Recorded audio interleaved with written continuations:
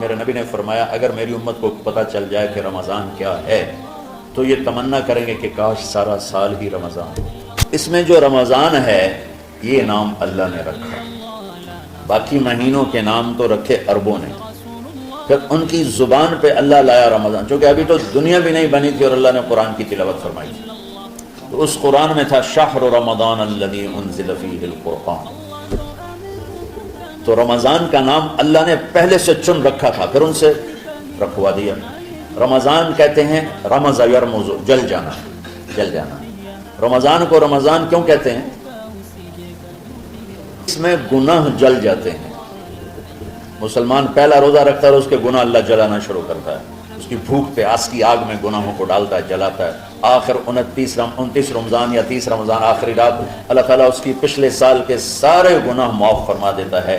تو اس کو اس سے تشبیہ دی گئی کہ جیسے جلنے سے چیز ختم ہو جاتی ہے، رمضان کے روزے کی بھوک اور پیاس کی تپش سے اللہ تعالیٰ پچھلے سال کے سارے گناہوں کو معاف فرما دیتا ہے۔ تو ہم نے رمضان میں شروع کی کہ یہ رحمتوں کا مہینہ، ہر چیز کی برکت کا مہینہ، ہر شے کی اللہ کی طرف سے فراوانی اس میں ہے، علم کی بھی، ہدایت کی بھی، رزق کی بھی۔ پہلی امتوں پر افطاری سے افطاری، لیکن ان کی نماز تراویح نہیں تھی، تو ہمیں اللہ تعالیٰ نے دیا سحری تک، پوری رات۔ اچھا ایک صحابی آئے، یا رسول اللہ میں تو مارا گیا۔ آپ نے کہا کیا ہوا؟ کہا میرا روزہ تھا، میں بیوی کے پاس چلا گیا۔ آپ نے کہا تو پھر تو غلام آزاد کر، کفارہ دے۔ کہا جی میں تو خود غریب آدمی ہوں، غلام کہاں سے آزاد کروں، خریدنا پڑے۔ آپ نے کہا 60 مسکینوں کو کھانا کھلا۔ کہا میں آپ مسکین ہیں، میں کینوں کھانا کھلاؤں؟ آپ نے فرمایا پھر آخری ہے کہ 60 روزے رکھ، مسلسل رکھنے ہوتے ہیں جو کفارے کے ہوتے ہیں۔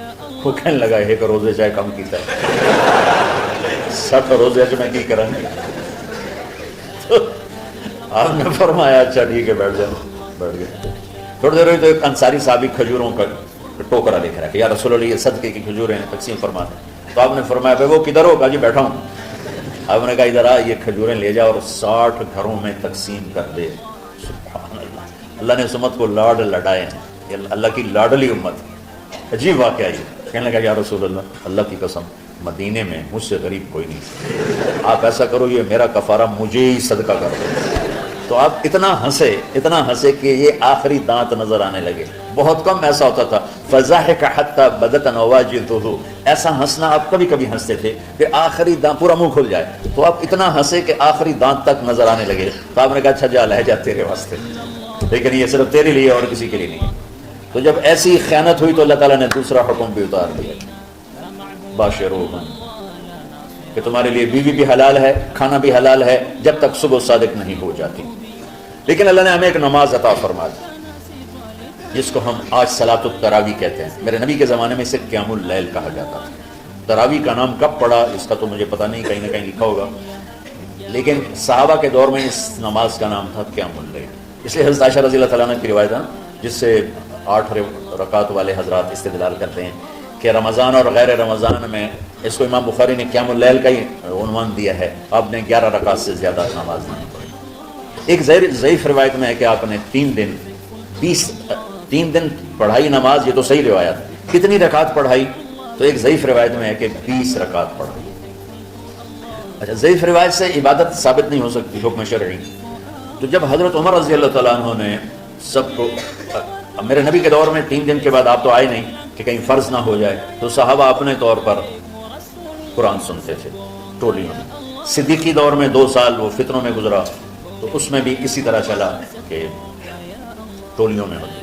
حضرت عمر رضی اللہ عنہ کے زمانے میں حکومت مضبوط ہو گئی، طاقتور ہو گئے، تو ابتدائی سالوں میں نہیں، چند سالوں کے بعد اب مسجد میں تشریف لائے تو لوگ اس طرح کچھ 4 ادھر 5 ادھر 10 ادھر 20 ادھر، کہنے لگے ان کو ایک امام پہ جمع کر دیا جائے تو کتنا اچھا ہوگا۔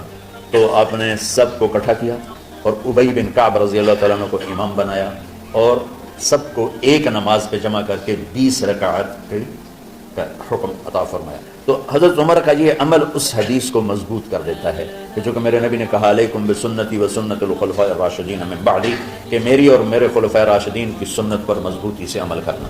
تو حضرت عمر کا جو 20 رکعت طے کرنا ہے، اگر ان کا اپنا اجتہاد ہے تو بھی ہمارے لیے عمل کے لیے کافی ہے، اور اگر ان کو یہ یاد ہے کہ میرے نبی نے 20 پڑھی تھیں تو اور زیادہ اچھی بات ہے۔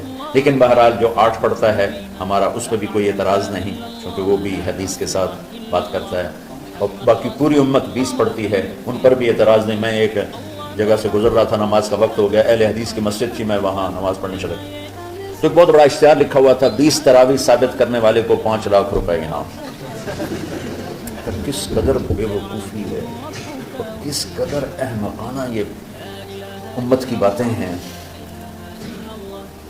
کہ 20 تراویح، سینکڑوں سال سے امت کا عمل 20 تراویح آ رہا ہے۔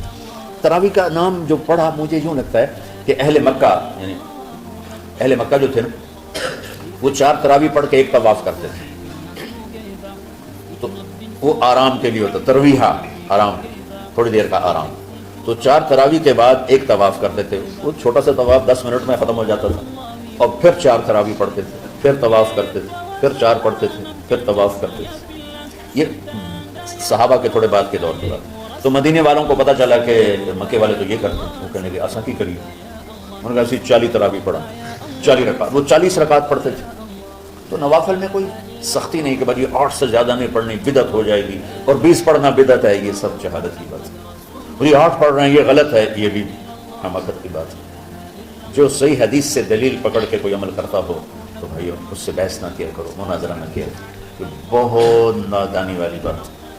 آج کل جو یہ ہمارے افطاری کے اوقات ہیں، یہ سورج ڈوبنے کے بھی 2-2.5 منٹ بعد کے ہیں کہ احتیاطاً، ٹھیک ہے چلو احتیاط کر لو، کوئی مسئلہ نہیں، لیکن اصل ہے ادھر چونکہ اب سورج ہمیں نظر ہی نہیں آتا ہے، اس طرح ہم گھرے ہوئے ہیں شہروں میں، دیہاتوں میں بھی اب اس طرح کا ماحول ہے کہ وہ نظر نہیں آتا ہے، تو بہتر کہ ادھر سورج غائب ہو، ادھر لقمہ منہ میں جائے، لیکن یہ تب ہے جب آپ نظر آ رہا ہو۔ اب جب آپ یہاں بیٹھے ہو حسنین میں، تو یہاں تو کوئی سورج نظر نہیں آئے گا، یہاں تو مینار ہی نظر آئے گا، تو لہٰذا احتیاط ٹھیک۔ ہمارے اہل حدیث بھائی وہ 2 منٹ پہلے ہم سے افطار کرتے ہیں، تو بڑی اچھی بات ہے کہ سورج کے غروب ہونے کا جو اصل وقت ہے اس کے ساتھ ہی افطار کرنا۔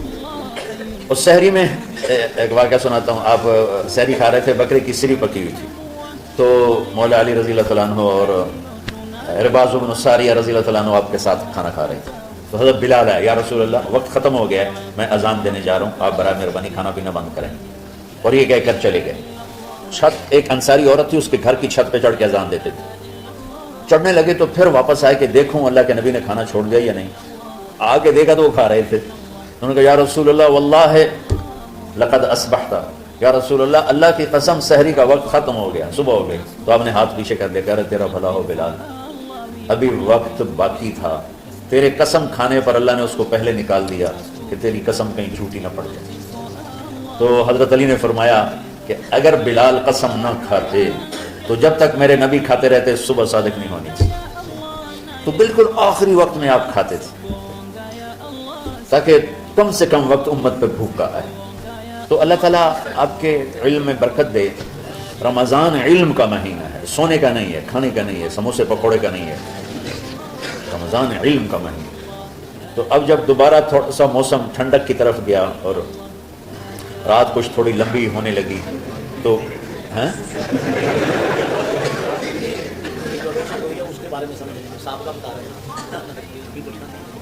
نہیں، مئی میں روزے آ رہے ہیں نا، گرمی تو ہے لیکن وہ جون والے روزے تو نہیں ہیں نا، جون کے روزے۔ آپ لوگ جوانوں، میں میرے جیسا کوئی آدمی کرے عذر بہانا تو ٹھیک ہے، اور پھر سحری کر کے اور فجر کی نماز کے بعد آرام ہوتا ہے، تھوڑی روٹین تبدیل ہوتی ہے، لیکن یہ دنیا مشقت کی اٹھانے کی جگہ ہے۔ بس رمضان کی سب سے بڑی تیاری کیا ہے کہ اپنے دلوں کو صاف کر لو پہلے سے۔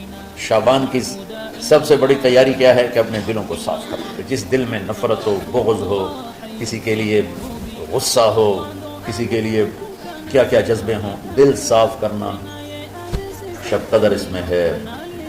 اللہ کا عرش پہلے آسمانوں پر ہے، سارا دن ساری رات اللہ کے اعلان ہو رہے ہیں، کوئی بخشش چاہنے والا، کوئی معافی چاہنے والا، کوئی رزق چاہنے والا، کوئی ہدایت چاہنے والا، کوئی شفا چاہنے والا، اور فرشتوں کے اعلان ہو رہے ہیں، بھلائی کرنے والے آگے بڑھ، برائی کرنے والے بس کر گئے۔ تو جو رحمت ہے رمضان میں، میرے نبی نے فرمایا اگر میری امت کو پتہ چل جائے کہ رمضان کیا ہے تو یہ تمنا کریں گے کہ کاش سارا سال ہی رمضان ہو۔ تو ہم نے نظام بنایا ہوا ہے، لوگ وہ کر رہے ہیں، وہ روزانہ جھاڑو دیتے ہیں۔ تمہارا دل ایک آنگن ہے، ایک صحن ہے، اس میں بغض، نفرت، حسد، پتہ نہیں کیا کیا گندگیاں آئیں گی اور آتی رہیں گی۔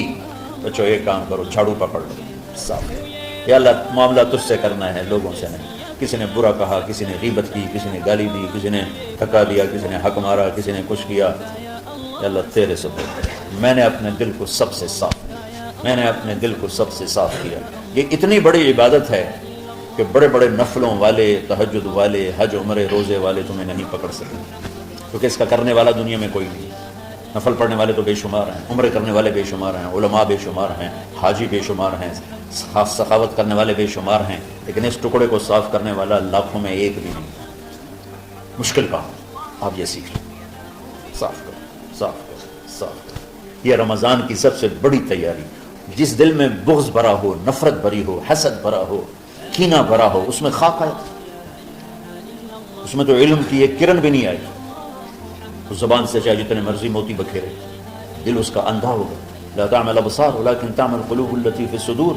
یہ آنکھوں سے اندھے نہیں، دل سے اندھے ہیں۔